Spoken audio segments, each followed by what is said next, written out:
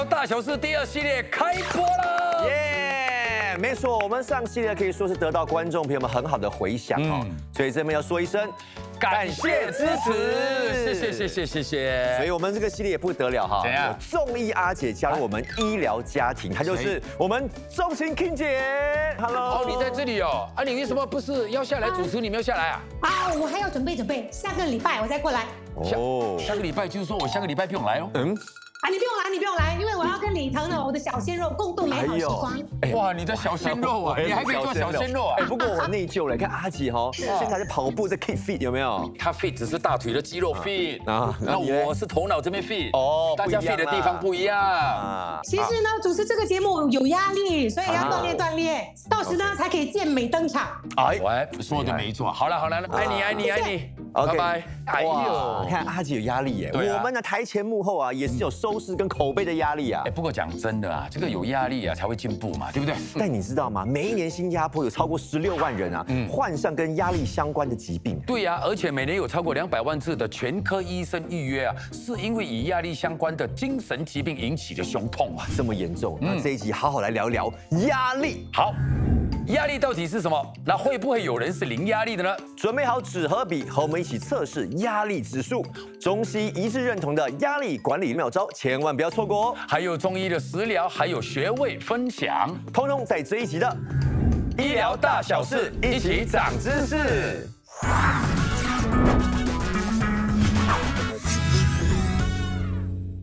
哎，Marco，在新加坡最有压力的人哦，不是你，也不是我，那谁？是 Z 世代。哇，我带你的刚好是 Z 世代的。对喽。哇，怎么会这样呢？我也想知道。OK， 马上欢迎精神及心理专科林文龙医生、沈凌晨以及 Elvin 黄俊雄，欢迎3位。欢迎3位。来，请就坐，请坐。其实我现在很想知道的就是说2位，就是俊雄跟凌晨，你们目前有什么压力哈？是。老实说，我最近压力可大了啊！在拍戏，在当妈妈之前哦，几乎没有什么压力。OK， 当了妈妈之后，每天都有压力。哦，那俊雄呢？去年拍了9个月的戏嘛，对，然后有压力，过后拍完 holiday 一下回来，过后没有戏拍也是压力，怎么办啊？哇，天哪，怎样？到底有没有压力？我们来做一个小测试哈。好啊。我们现在这个桌上有这个知觉的压力量表哈，有4个问题哈，你们就根据呢你们选项呢，把那个对应的分数给圈起来。好，第一题，在过去的1个月里面啊，你是多长感觉无法控制生活中重要的事情？好。第2题，对自己处理个人的问题的能力充满信心。OK。第3题，感觉事情进展顺利。OK。第4题，感觉困难堆积如山，无法克服。OK， 好，把分数加起来，对不对？写在总分那边。好，Marco是4分，谢谢。来，李腾是5分，凌晨4分，俊雄哥哥6分。通常有压力的人都会在分数画笑脸，真的来掩饰自己的压力，对不对 ？OK， 我问一下这个凌晨，来 ，OK， 所以是这个分数代表什么呢？对，所以这个分数呢，6分以上我们就觉得是有高压力了。你borderline呢？分数越高，当然压力就越大了。OK， 有没有可能是有人做这个测试哦，真的是0分的0压力？有吗？这是不可能的啦，连 baby 都会有压力。如果你不给他奶喝的话，他就会哭，他就会闹，因为有压力嘛。这个就让我想到有一个说法，就是 fight or flight，就是迎战或者是开溜。所以你面对一个事情，你就很本能会有一个反应，就是我到底是要面对它，还是要离开它？是的，所以 fight or flight 就是我们的其实原始就有的一个本能。因为我们如果有压力，把它当成一个危险，很多时候在2秒之内呢，我们就会有那个肾上腺素的产生。对，那我们心跳就会增加，呼吸会更急促。这是为了疏导更多氧气进入我们的肌肉。那我们才可以对付东西、挑战东西，或者是逃跑。这压力真的就是我们人类为了生存而有的一种心理特质，是这个说法吗？讲得很好，对，所以其实压力也不是完全不好的。可是如果有长时间的压力，是很极端的压力，当然会影响我们的身心，会造成就是精神疾病啊。是。那身体来讲，可能影响到我们的心脏血液、高血压，我们的免疫系统全部都会受到影响，甚至于会患癌的那个可能性也比较高。其实我想问，其实适当的压力是蛮好的，对不对？对，有帮助的。研究显示，如果我们有压力的时候呢，我们的那个 working memory 就是那个工作记忆，其实是会提升的。就比如说你现在要做算术嘛，5+2除以7，那你先5+2，7就放在大脑里面，就是这样子一个 working memory。我们可以发现压力增加的时候呢，我们的那个工作表现也是会增加的，你会达到一个绩效高峰。那当你继续增加压力的时候，那个压力再往右的时候呢，我们就开始疲惫了，工作表现就会慢慢的减，然后到了一个爆发点它就急速下滑，那就是一个崩溃的时候了。那压力管理的目标就是把你的压力往后退。那我们可以一直维持在一个绩效高峰。对，那我们刚才也说过，现在最有压力的不是你，也不是我，是什么 Gen Z 啊？你怎么会这样啊？Gen Z 像应该是大概10多20岁这样。对，所以 Gen Z 呢，他们可能压力有很多方面啦。第一点就是有些还在学校嘛，对，所以现在学校的科目真的很重。对然后他们的竞争力又很高，是对吗？所以有时候真的很难负荷。第二，有些他们是刚刚毕业，要找工作进职场的时候会焦虑对，所以他们面对很多 uncertainty，就是说很多的不确定的因素啦，所以这方面其实是蛮困难的。当然，我是觉得他们对于就是环境社会会比较注重，就是说好像气候的问题他们社会的公平等等这些问题，他们都会比较担心。所以在这方面也是比较多的压力。而且我也觉得 Gen Z 他们其实 self awareness 也比较高，他们对于看心理医生这些其实都不会很避忌，没有这么排斥了，没有这么排斥，对，这是好的，我觉得。真的吗？但是我又觉得 Gen Z 的那个性格现在都是自己保留着的，不是发泄出来，而是收着的。他们在现实生活中可能像你讲这种 poker face 但是你只要去他们的 social media 就觉得这个是他们的，这个是我刚才看到的那个人嘛，完全不一样的嘞。可是他们就有抒发的方法。对，好，那广告回来呢，会跟大家分享一些压力管理的方法，我们稍后见。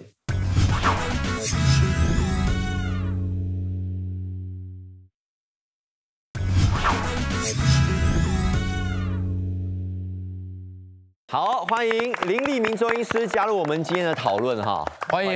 医师，你现在有什么压力吗？我上节目就是一个压力看到你就压力了，没有，是看到你。OK， 不过呢，其实我们制作组跟中西两位呢聊完之后，就发现说，两位在这个压力管理方面其实蛮雷同的就是有这个压力管理的妙招哈。我们就一个一个来揭晓。好，首先我们来看第一个图，来，你们看到什么？杯子里面装的水是半满还是半空吧 ？OK， 那是啦，你觉得是什么？身体健康，要多喝水，代表健康啦。对，来，我们来问一下两位，这个代表什么？这是代表调整认知或心态。好像他讲的对了，就是它是半满还是半空的一个情况啦。所以我们常常讲怎么面对、怎么去处理负面想法呢？如果说你想法真的是准确的，那你再去想下去有用吗？如果没有用，可以做一些什么事情给自己更好的处理这个挑战？每一样事情，凡事我们就从不同的角度去思考，适当的改变自己的心态。如果产生不良的情绪的时候，不要过悲过怒或者是过喜。这就是中医常强调的，就是静以养神，就是平静的这个心态可以帮助你调养心神，更好的帮助你减轻这个压力。我跟我妈妈去年去了澳洲我们是一样的旅程嘛，妈妈就看到我那个树很歪，那个路很弯那个太阳很晒里面又太冷她看到的都是问题。妈妈比较悲观，她会看到这些问题。我想，我说妈咪，我看到是哇，太阳很温暖啊，对那个风吹很凉，很凉看到哇，那个山上很多牛啊，很美啊，所以一样的旅程，看到的是完全不一样的风景。我觉得我以前很像妈妈，以前的我会想太多，然后都会想考虑到问题什么的，但是到一个阶段，我就说我不要这样子，我反而要乐观一点。真的好， OK， 我们来看第二个图，来。闹钟。这个其实只是讲要有规律的过日子，所以我们讲说天黑了你就要去睡觉，天亮了你就要起来工作，也就是说你要将你的身体跟随自然规律而改变。从心理学来讲呢，我们很注重一个叫做 locus of control， 就是控制点。那我们的生活当中为什么有压力？因为很多不确定性，那你整个规划不了，你就会有一种不能控制的感觉，就会惊慌失措，压力就来了，所以有时候有这种规律是很重要的。在这里我们可以分享一个就是简单的工具，帮助大家去建立一个更有效的 to do list，这个优先矩阵，我们分成4个盒子，第一个盒子重要紧急，第2个盒子就是重要非紧急，第3个盒子非重要紧急，和第4个盒子非重要非紧急。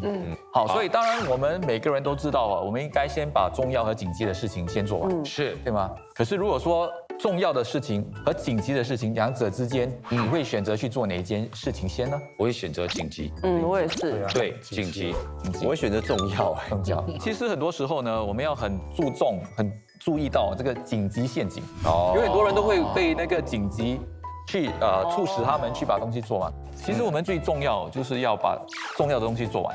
就是说那个陷阱，我们常常会一直给自己压力去做一些事情，但是说不定它不是那么重要，所以这个我们就要去了解它。好 ，OK， 那我们来看下一个哈。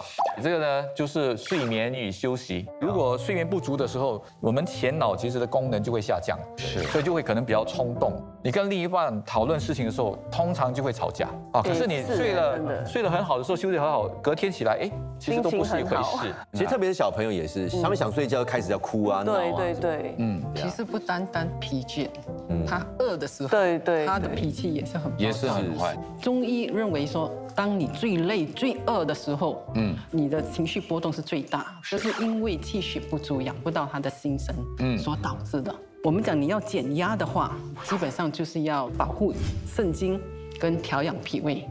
那保护肾精重点就是你一定要早睡，而且要保证充足的睡眠。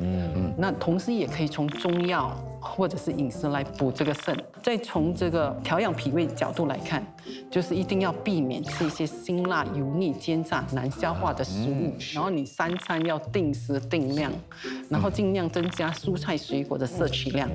这样来你才能够改善你的脾胃功能。脾胃功能好的话，你的气血才会生足。然后你才可以调养到心神。睡眠足够是要几个小时？还有从几点到几点？大多数时候呢，睡眠充足成年人来讲都是差不多7到8个小时啦，差不多11点睡，7点起身，6点7点起身最好，因为我们生理时钟是跟着太阳一起走的。OK， 好，那我们来看下一招又是什么？来。这个应该很明显了。对啊，运动对吧？对，运动是很重要的哦。有运动的时候，我们就会觉得完成那个运动会有更多的自主权。所以就会更有信心。那就更可以面对压力。听说是因为运动，我们大脑也会产生有一个像快乐的因子，是真的是有这个说法。所以这个叫 endorphin 内啡肽，就是运动完内啡肽肯定是会增加，它会帮助就是那个减压和避免忧郁症，所以也不需要做太激烈的运动，只要1个星期3次，1次20分钟，有氧运动，比如说快步啊、慢跑啊，就足够了，都可以，就可以帮助减压。不一定说要激烈的，不需要。OK。那有没有说几点是最好的？运动呢，最好是白天起身之后就去运动。可是如果你太迟运动的话呢，因为你的那个身体的那个体温会增加，肾上腺素也会飙升，那可能会影响睡眠。所以不可以太晚运动。对中医来讲，我们是不是很赞成？因为晚上你需要静下来。通常我们都会推荐一些气功啊、导引类的运动，就好像打太极拳啊、八段锦啊，或者是五禽戏等等。保持我们的身心健康。那敬雄有做什么运动？对，健身啊，踢球啊，每次都很开心，好像变成一个另外一个人5岁的小孩就很开心，很兴奋。没错没错。我之前也是很晚才运动，我都会等小孩去睡了才去运动，但就变得很有压力，因为小孩睡了，哇，很多事情要做，就在挤在那几个小时。但今年我就跟自己说 ，OK， 好，我就故意早起，然后特地去运动。我就觉得在做这些运动的时候，就是在减压了。所以6点运动，其实 the whole day 就感觉是很健康，然后很舒服、很充实的。OK， 很好啊。所以这运动我们都懂了哈。对。那另外一个减压的妙招又是什么呢？来看一下，这是什么？对，我最喜欢做的项目。沟通吗？交谈与分享。其实如果压力越大的时候啊，讲得越多越好。因为压力毕竟它是有一点创伤性的，所以如果你可以抒发出来，都是很好的，它的那个创伤就越来越小，慢慢就不见掉了。我最近在上一个课程叫做 Art Therapy， 所以我觉得其实画画是一个挺好的一种发泄的方法。是，老师会教我们说 Keep a journal， 它就是很像日记，但不是用写的，是用画的。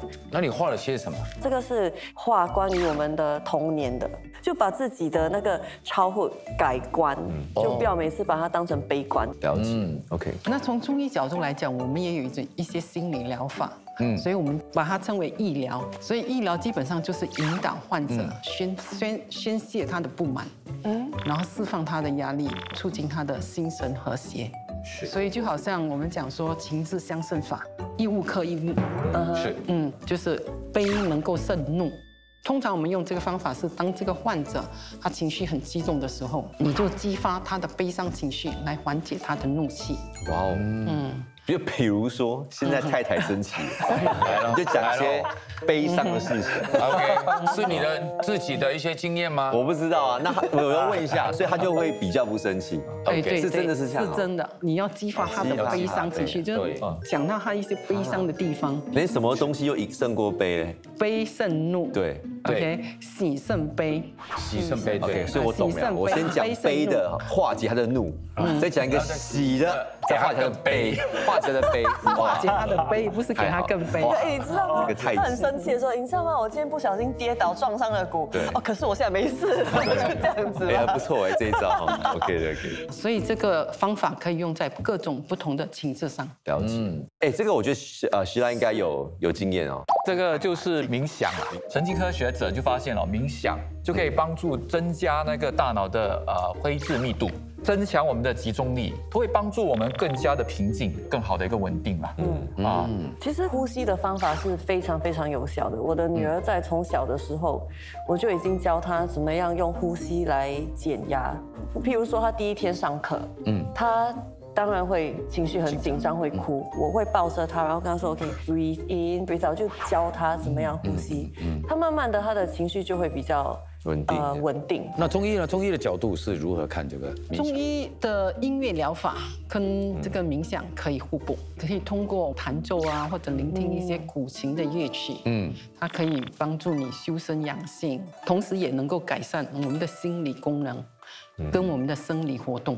OK， 那医生跟医师也跟我们分享了这个压力管理的妙招，是，没错。那希望大家可以学以致用。是，那最重要的是也差不多了差不多什么？你没有闻到没？哦，我知道了，我知道有闻到，我们就喝茶了，对不对？无聊香，哎呦。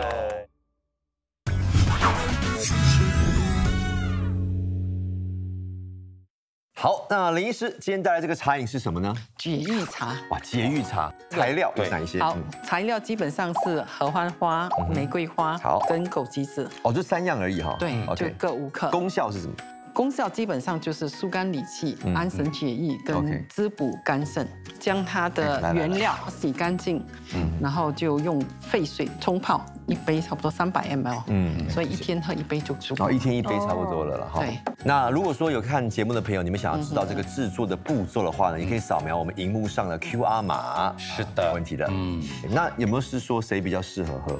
适合那些肝气郁结的患者。OK。所以常见的一些症状就有精神抑郁、情绪不宁、胸闷、胁痛，痛无定处。好，那个玫瑰花的味道挺重的，我蛮喜欢的。是，喝起来感觉整个人比较放松、轻松一点的，是真的。味道很好，然后真的很适合像放松心情。是，那我想请问一下，就是说，如果一个人的压力很大，可以用中药来调理吗？可以啊。当这个患者出现一些抑郁啊、腹胀啊、情绪暴躁的时候，我们就可以采取一些疏肝解郁、行气的中药。那如果患者出现一些焦虑、悲伤、睡眠困难等，就可以采用一些宁心安神的中药。了解。律师，我想问你，好像我们拔罐啊、针灸，可以解压吗？都可以啊，推拿也可以。它可以缓解他不良的情绪，同时它也可以改善患者的睡眠质地，然后通过针刺穴位来恢复他的神志，抗他的抑郁，调节他的心身障碍，平衡他的阴阳。跟调整他的脏腑。OK。那拔罐基本上我们讲用背部走罐，通过患者的负压的抽吸的一个作用，所以它可以刺激背部的督脉跟膀胱经的穴位，来达到调节心身障碍、调理脏腑气血跟疏通经络，来缓解不良的一个情绪。了解。有没有什么穴位的按摩是，比如说压力大的时候可以自己按一下？这里我们就介绍2个穴位，一个是内关，一个是神门。OK。那内关穴基本上是腕横纹上2寸，所以2寸是从我们的手指上是3个手指。OK。所以3个手指它的穴位是在2个肌腱的中间。OK。OK。所以这个是内关穴。好。那另外一个穴位就是神门穴。是神门穴这边一个肌腱，它是在桡侧处。